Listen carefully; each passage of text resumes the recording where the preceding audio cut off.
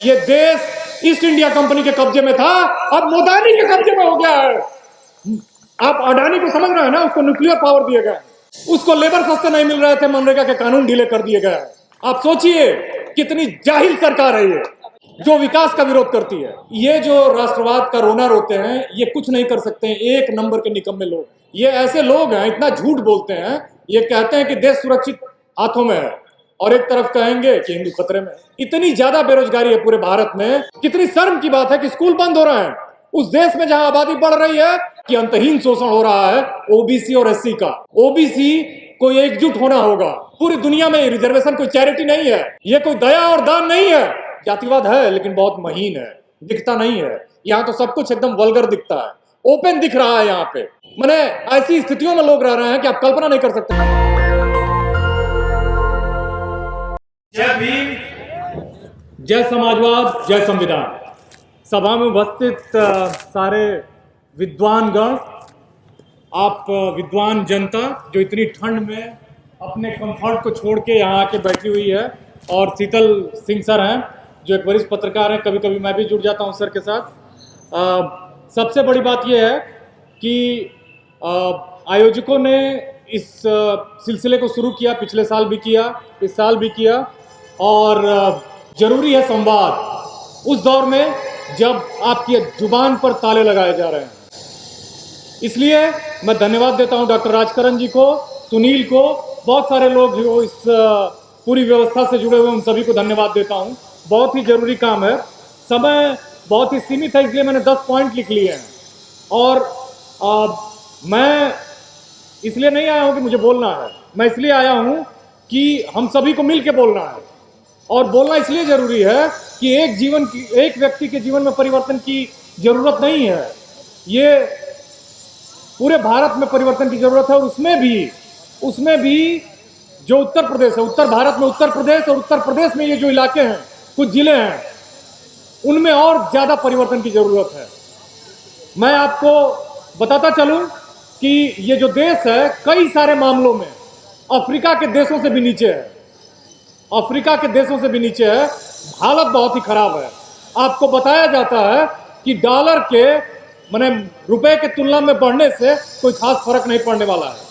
प्रदूषण के बढ़ने से आपके लंग्स पर असर नहीं पड़ता है, क्योंकि सरकार प्रदूषण को रोक नहीं पा रही। कोविड होने से आपको कोई खतरा नहीं है, सरकार ने बताया कि ताली और थाली बजाने से आप सुरक्षित हो जाओगे, आप इसको दूर भगा सकते हो। मैं अपनी बात शुरू करूंगा वंचितों की समस्याओं के साथ।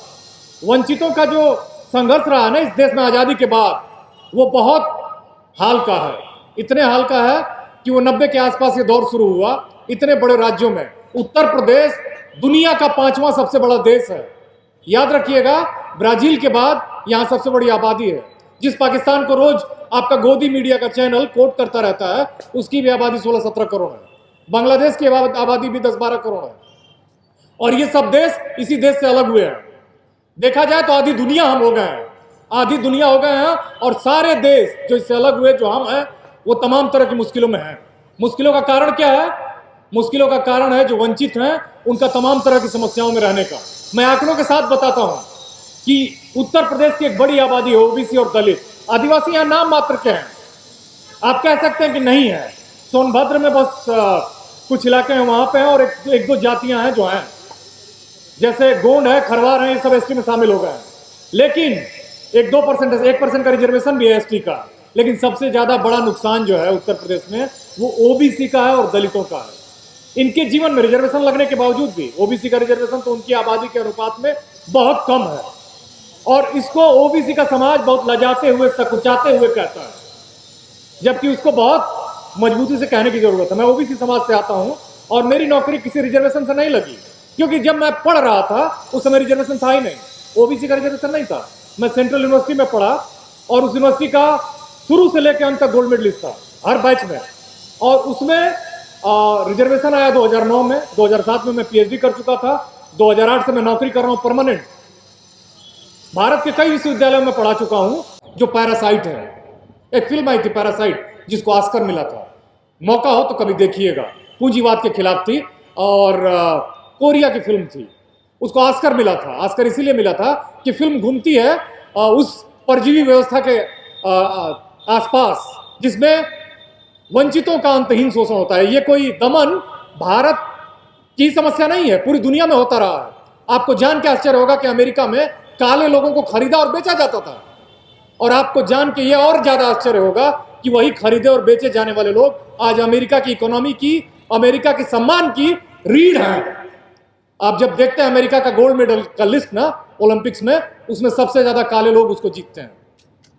इसलिए जीतते हैं क्योंकि उन्होंने भी लड़ा अपनी, और लड़ने वाले बहुत सारे लोग थे, उसमें एक गोरा भी था। तो ऐसा नहीं है कि हमको सवर्ण समाज को भी गाली देना है, ऐसा नहीं है। बहुत सारे संवेदनशील लोग हैं जो जानते हैं कि एक्सीडेंट से पैदा हुए हैं, उनको किसी का किसी जाति में जन्म लेने का कोई कंट्रोल नहीं है। लेकिन हाँ, ये सच है कि बहुसंख्यक ऐसे हैं जो उत्पीड़न को परंपरा बना चुके हैं, और उसी का रिजल्ट है कि अंतहीन शोषण हो रहा है ओबीसी और एससी का। ओबीसी को एकजुट होना होगा, समझना होगा कि उनकी आबादी उत्तर प्रदेश में, मैं नहीं जानता हूं, मंडल कमीशन 52% कहती है, 60% है। बहुत सारे लोग जो अपर कास्ट हैं वो अपने कास्ट के इंटरेस्ट को प्रोटेक्ट करने के लिए बताते हैं 40% है, बहुत सारे लोग कहते हैं 60% है, कुछ कहते हैं 65% है। अब जो भी आबादी है, आप ये नहीं समझते, उत्तर प्रदेश में जो घोटाला हुआ 69,000 टीचर्स की भर्ती का, उसमें सबसे ज्यादा ओबीसी की सीटें चुनी गई। जिन लड़कों को नौकरियां मिलती, लड़कियों को नौकरियां मिलती, जो माताएं और बहनें बैठी हुई हैं यहां पे, उनके बच्चे, इतनी ज्यादा बेरोजगारी है पूरे भारत में कि तमाम तरह के लोग आत्महत्या कर रहे हैं। इसी भारत में दक्षिण भारत और उत्तर भारत में दो अलग दुनिया है। दक्षिण भारत के लोगों ने शिक्षा के महत्व को पकड़ लिया, उसके पीछे भी तमाम सोशल रिफॉर्मर्स थे, और उन रिफॉर्मर्स ने उनको लीड किया। चाहे केरल में नारायण गुरु थे, वो ओबीसी थे, अय्यान कली थे, वो दलित थे, केरल के ही थे। केरल को एक समय ल्यूनेटिक असाइलम कहा जाता था, आज गॉड्स ओन कंट्री कहा जाता है। एक पागल खाने से भगवान का घर बन गया। कैसे बना? आप केरल कभी जाइएगा, आपके बच्चे की नौकरी लग जाए, रिश्तेदार की नौकरी लग जाए, आप इसी केरल में जाइए, यूरोप मत जाइए, आप देखिए कि कितना बदला हुआ समाज है, कितना अंतर है इस सुल्तानपुर में और केरल के कुछ किसी जिले का नाम ले लीजिए, कासरगोड का नाम ले लीजिए, एर्नाकुलम का नाम ले लीजिए, त्रिवेंद्रम का नाम ले लीजिए। क्यों वो बदलाव हुआ? बदलाव ये हुआ क्योंकि लोगों ने अपनी गुर्बत के खिलाफ विद्रोह किया।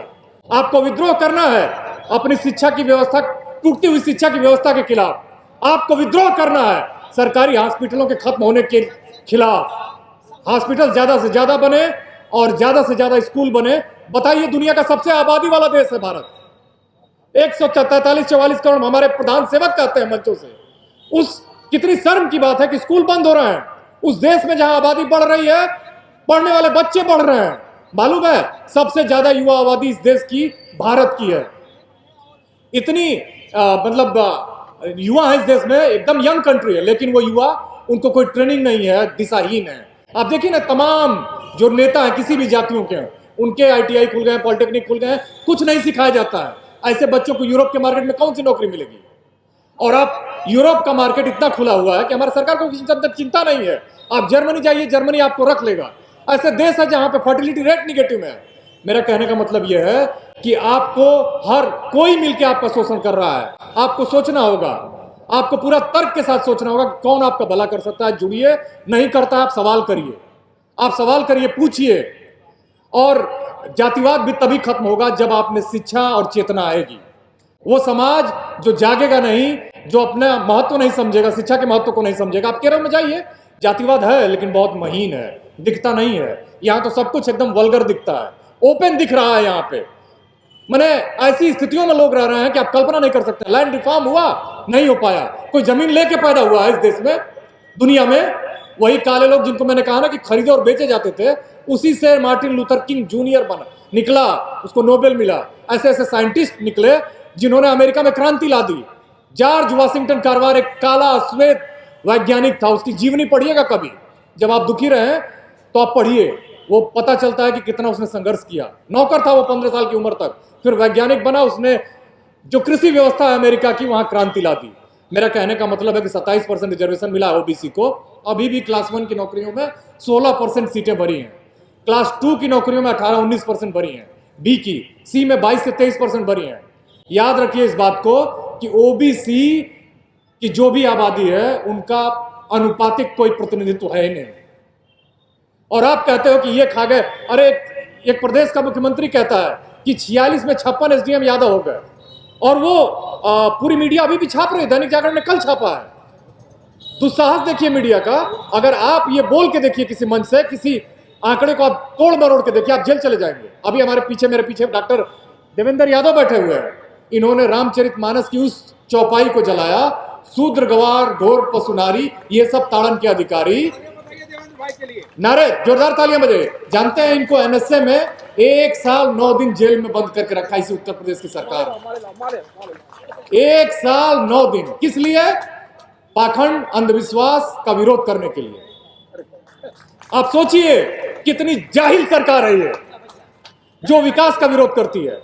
रामचरितमानस जिसको आप कहते हैं कि वो एक रामायण को तो पौराणिक इतिहास भी माना जाता है। रामचरितमानस तो तुलसीदास जी ने लिखा, बहुत बाद में लिखा, 16वीं शताब्दी में 15वीं शताब्दी में लिखा, और उसको एक काव्य माना जाता है, एक साहित्यिक ग्रंथ है। उसकी जो, अब हर काव्य में दिक्कतें हो सकती है, आलोचक उसको पढ़ेगा, उसकी जो दिक्कतें हैं उसको दिखाएगा, बताएगा। उसके लिए आप जेल भेजोगे? क्योंकि ये सवाल कर रहे थे, किस पे सवाल कर रहे थे? उनके बोगस हिंदुत्व के एजेंडे पे। हिंदुत्व का एजेंडा क्या है? कि हिंदू धर्म जो है वो जो हिंदुत्व है, हम हिंदू जो अधिकार है उसकी रक्षा करेंगे। ये ऐसे लोग हैं, इतना झूठ बोलते हैं। ये कहते हैं कि देश सुरक्षित हाथों में है, और एक तरफ कहेंगे कि हिंदू खतरे में है। हिंदू धर्म एक ऐसा धर्म है, मैं आपको बताता था जल्दबाजी में, हिंदू धर्म एक ऐसा धर्म है जो कभी खतरे में आ ही नहीं सकता। कान खोल के सुन लीजिए और दूसरों को भी बताइएगा। हिंदू धर्म में ऐसे ऐसे लोग रहे हैं। 1161 में आज के कर्नाटका में बसवन्ना पैदा हुए। कलचुरी राजा के सेनापति थे वो। बिज्जला, राजा का नाम बिज्जला था, सेनापति थे, और ब्राह्मण थे जाति से। उन्होंने इसी विकृत पुरोहितवाद के खिलाफ विद्रोह किया। उन्होंने कहा कि जो कबीर कहा करते थे कि तू जो ब्राह्मण ब्राह्मणी का जाया, आन बाट काहे नहीं आया। इस व्यवस्था में स्त्रियों को भी शूद्र कहा जाता है, चाहे वो सवर्ण जाति की स्त्री क्यों ना हो। कबीर ने यही तो कहा बार बार कि तुम जो कहते हो कि तू जो ब्राह्मण ब्राह्मणी का जाए, तुम जो कहते हो कि मैं ब्राह्मण कुल का हूं, श्रेष्ठ हूं, तो तुम मुझे बताओ कि तुम उसी स्त्री के कहां से पैदा हुए? उसी स्त्री से पैदा हुए। स्त्री शूद्र है तो तुम श्रेष्ठ कैसे हुए? ये झोल वाली जो व्यवस्था है ना, ये जो कहना कि हिंदू श्रेष्ठ है, हम हिंदू हितों की रक्षा करेंगे, हिंदू धर्म कभी खतरे में हो ही नहीं सकता। इसलिए नहीं हो सकता, कारण बताता हूं। हिंदू धर्म जो है ना, वो तमाम तरह के कंट्राडिक्शन को समेटे हुए है। आप एक कबीरपंथी हो सकते हैं, आप शैव हो सकते हैं, वैष्णव हो सकते हैं, लिंगायत हो सकते हैं, आप इवन नास्तिक भी हो सकते हैं, लेकिन हिंदू धर्म ये नहीं कहता है कि हम तुमको निकाल देंगे। इसलिए हिंदू धर्म कभी खतरे में आ ही नहीं सकता है। हिंदू धर्म दिन रात बढ़ रहा है, लेकिन अंतर है उसमें। बहुजन हिंदुओं को, जो ओबीसी एससी हिंदू हैं, उनको इस पाखंड हिंदू धर्म में लगातार सुधार होते रहे। आपको सुधार करना होगा। तमिलनाडु, केरला, आंध्रा में जो मंदिर है उसके पुजारी ज्यादातर बहुजन जातियों के हैं। आपको भी कहना होगा कि हम पूजा करने वाले हैं, पुजारी भी हमारे होंगे। उसका कोर्स बन सकता है, सिलेबस बन सकता है, आप उसको अपॉइंट कर सकते हैं, लोगों को नियुक्त कर सकते हैं। पूजा करिए। मैं नहीं कहता हूं कि आप धर्म से अलग हो जाइए। धर्म किसी की ठेकेदारी नहीं है। धर्म तो जो आप एक्सप्लोर कर रहे हैं, धर्म एक ऐसी चीज है जिसे धारण किया जा सके। जो भी लॉजिकल लगे, ठीक लगे, मानव कल्याण में उपयोगी लगे, उसे आप धारण करिए। जो खराब है छोड़ दीजिए। आप क्या आज अपनी पत्नी को मार के, बेटी को उपेक्षित करके, स्कूल ना भेज के आप जिंदा रह सकते हैं? समाज में बेहतर परिवार चला सकते हैं? असंभव है।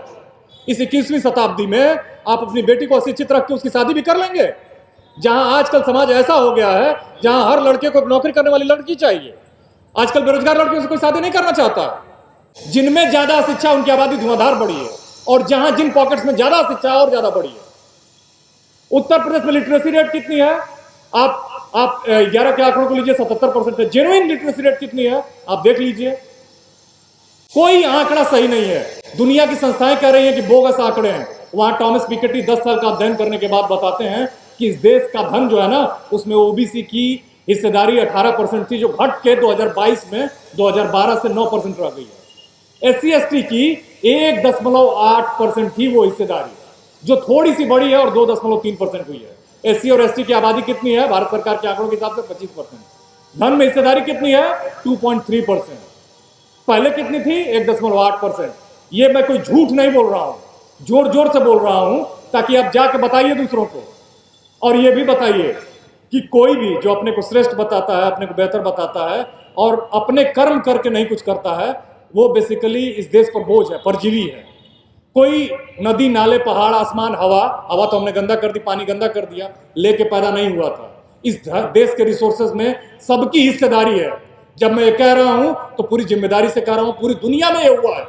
पूरी दुनिया में रिजर्वेशन कोई चैरिटी नहीं है, ये कोई दया और दान नहीं है, ये कोई दया और दान नहीं है, ये आपका अधिकार है। अधिकार खाली 27% नहीं है, केवल आपका 10% नहीं है, 15% और 7% नहीं है। ये रिव्यू होना चाहिए, बढ़ना चाहिए और आपकी जीवन में बेहतरी आए, ये आपका पूरा अधिकार है। अगर आपके घर में चीजों की कमी है तो वो केवल बस आपके काम करने से नहीं, न करने से नहीं है, वो राजनीति से भी है। एक सज्जन कह रहे थे मैं राजनीति की बात नहीं करूंगा, मैं ये कहता हूं कि राजनीति की बात आपको हर जगह करनी होगी। राजनीति आपको करनी होगी, आपका देश है, आपका समाज है, आप 90% हैं। और मैं ये नहीं कह रहा हूं कि सवर्ण जो 1% अच्छे हैं, बेहतर, हमारे देवता है, हमारे देवता हैं।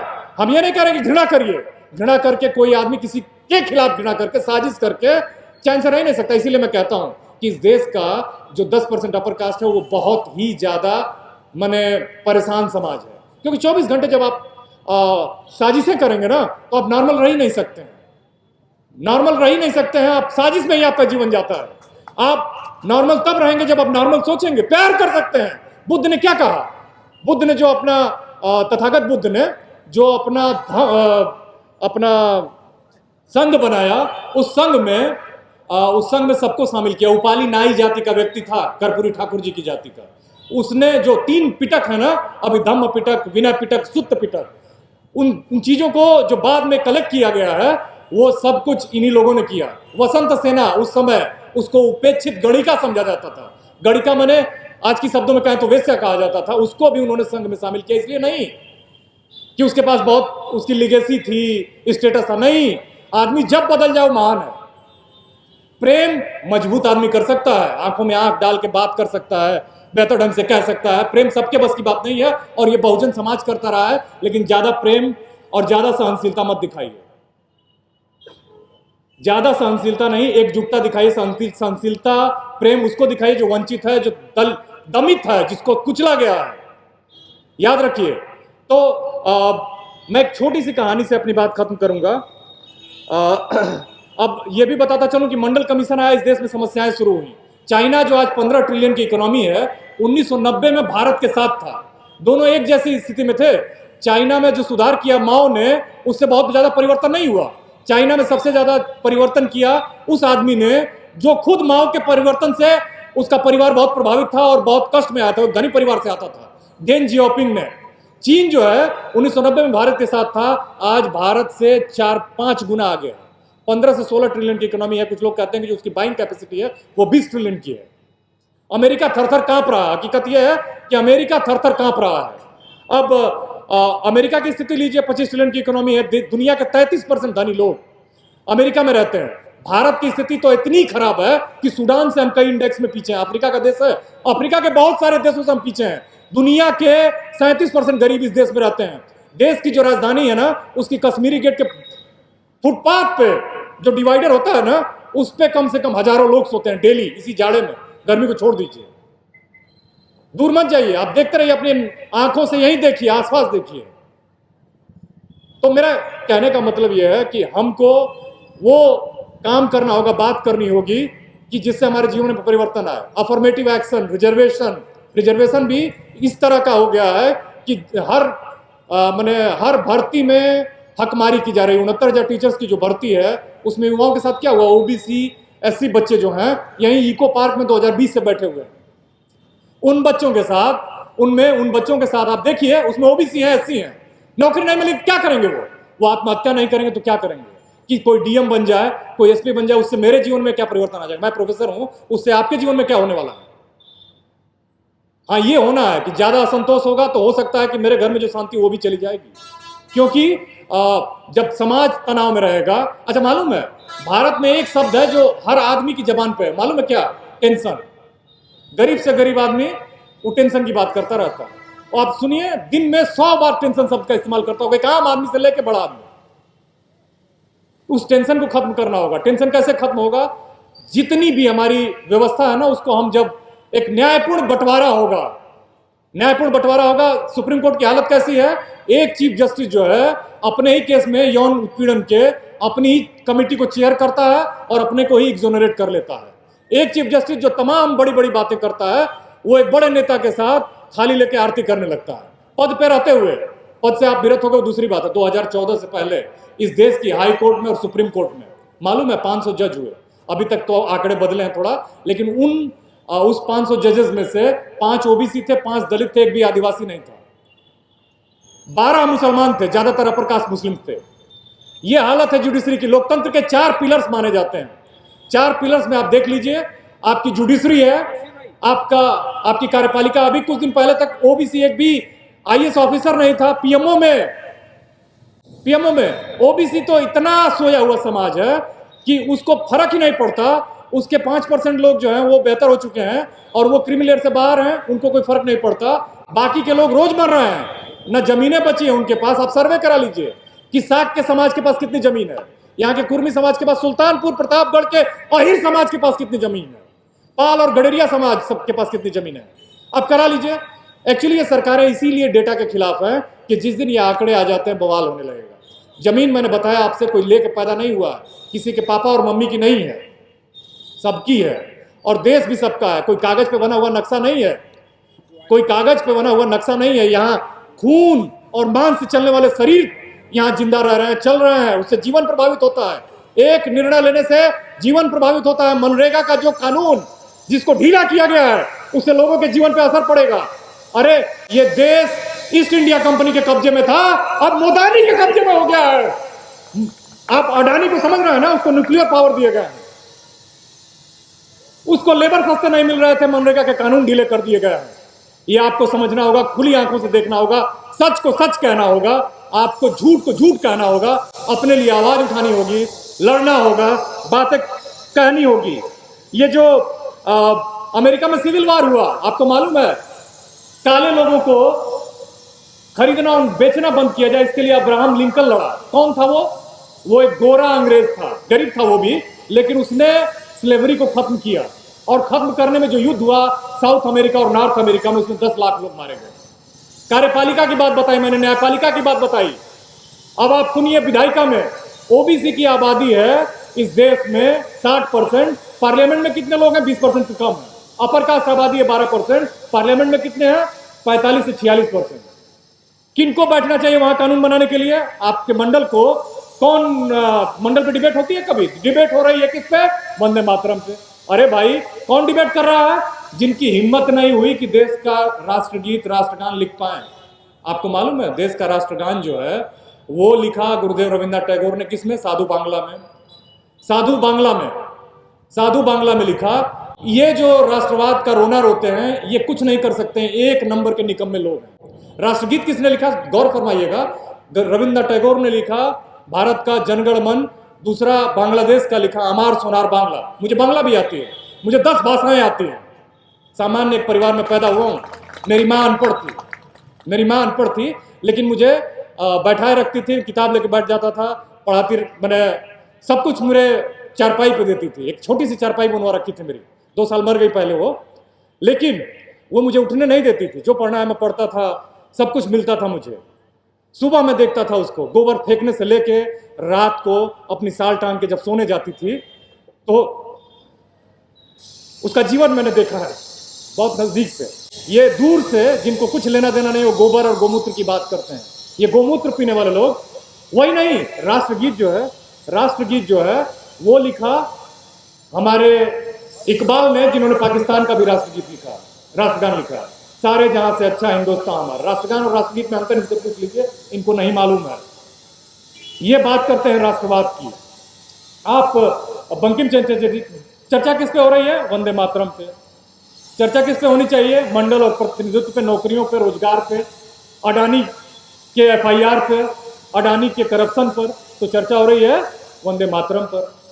आपको दैनिक जागरण जैसे अखबार फाड़ने होंगे, जलाने होंगे, जैसे पेरियार ने मनुस्मृति जलाया था, जैसे बाबा साहब भीमराव अम्बेडकर ने मनुस्मृति जलाया था। आप प्रण लीजिए कि जाइए घर और दैनिक जागरण जलाइए, फोटो फेसबुक पे डालिए और जलाइए। मैं कह रहा हूं इसलिए क्योंकि आप भी दूसरों से कहिए आप भी दूसरों से कहिए, आप कहिए कि 69,000 प्राइमरी टीचर्स की भर्ती में से 6500 सिंगल जज की बेंच की का जजमेंट आया, इन्होंने कुछ नहीं किया। कौन है ये मुख्यमंत्री?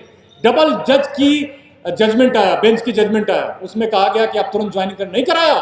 उन लड़कों की जगह पर दूसरे लोग नौकरी कर रहे हैं। मैं तो कहता हूं कि उनमें भी शर्म बाकी है तो वो रिजाइन करके अपनी दूसरी नौकरियां खोजें। आप किसी भी समाज का हक मार के चैन से नहीं रह सकते हैं। तो आप सोच रहे हो कि आज आपको आनंद मिल रहा है, कल यही लोग बिना काम के मुद्दे पे आपको टारगेट करेंगे, फिर आप कहोगे कि मामला उत्पीड़न हो रहा है। ये सब गलत बातें हैं। गलत को गलत सबको कहना होगा और सच को सच सबको कहना होगा। ये जो 3 पिलर्स है ना, उसमें मीडिया चौथा पिलर है। आप देखिए कल एक बेवकूफ जो हमारे टैक्स के पैसे से दूरदर्शन का एंकर बना हुआ, पता नहीं 15 करोड़ का पैकेज कैसे दे दिया गया। ये अपने आप में घोटाला है। एक नंबर का व्यक्ति जो एक किताब भी पढ़ता होगा कि नहीं, मुझे आश्चर्य है, लेकिन वो उस चैनल से कह रहा है कि चीन में सिंगल पार्टी शासन है इसलिए वहां पोल्यूशन खत्म हो गया और भारत से पोल्यूशन नहीं खत्म। वही कुछ दिन पहले यमुना की सफाई को बढ़ चढ़ के दिखा रहा था। बाद में पता चला कि एक पोखरा खुदवा के उसमें टैंकर से पानी भर के उसको गलत ढंग से प्रोजेक्ट कर रहा था, मुख्यमंत्री के साथ इंटरव्यू कर रहा था। ये मीडिया की हालत है। उस मीडिया में 90% एडिटर 100% कहिए 100% एडिटर अपर कास्ट है। क्या कहते हैं ये? हिंदू और मुसलमान। अरे भाई, हमारी एक साझी विरासत है। इस देश से मुसलमानों को आप भगा दोगे? उन्होंने चुना था इस देश में रहना, वो उनकी मिट्टी है। उससे पहले आप उन्हीं की चाटुकारिता करते थे, उन्हीं के रहमो करम पे जिंदा थे।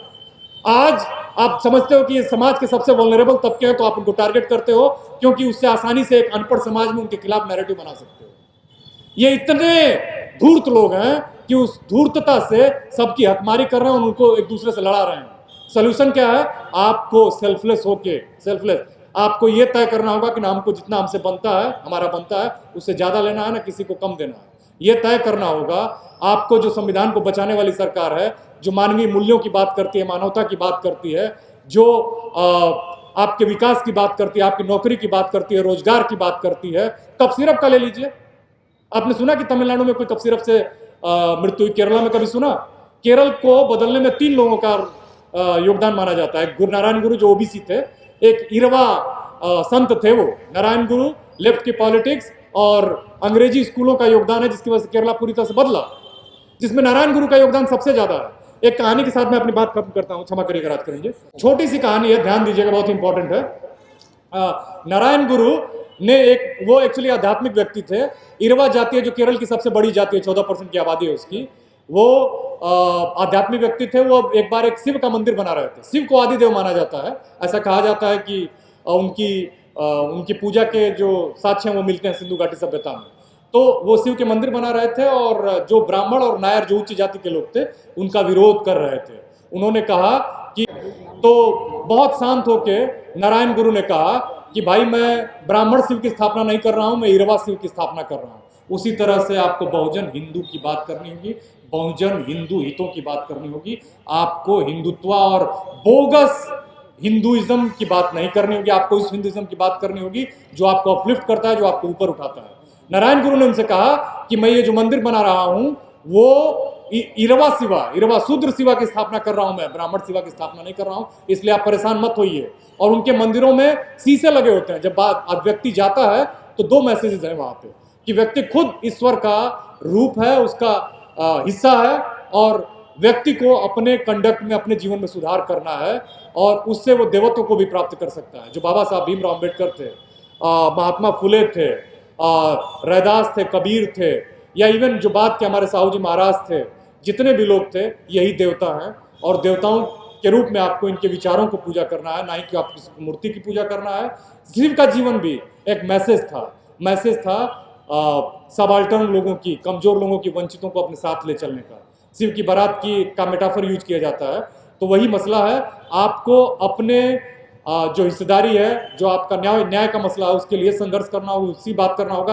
आप हिंदू मुसलमान छोड़िए, मुसलमान हमारे भाई हैं, थे और रहेंगे, क्योंकि वो इस देश की साझी विरासत के हिस्से हैं और वो यहीं रहेंगे।